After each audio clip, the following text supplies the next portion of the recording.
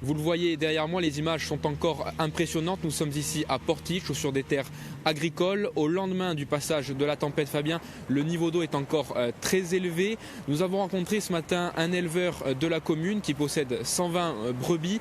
Il nous confiait qu'il n'avait jamais vu ça de sa vie alors qu'il a 66 ans. Pour lui, les pertes financières et productives seront énormes. Au moins 10 000 € de matériel et de foin, nous a-t-il confié. Je vous propose de l'écouter à ce sujet. Il va y en avoir pour un moment avant que le niveau de l'eau baisse, parce que ça baisse très lentement. Et le gros souci, c'est l'alimentation des brebis. Parce qu'à l'heure actuelle, on n'a plus rien, ce n'est du foin et de la céréale. Parce que sur les coteaux, vu les pluies tardives, il n'y avait pas beaucoup d'herbe. Et vu qu'il pleut depuis déjà pas mal de temps, ça fait que on est dans une situation très difficile.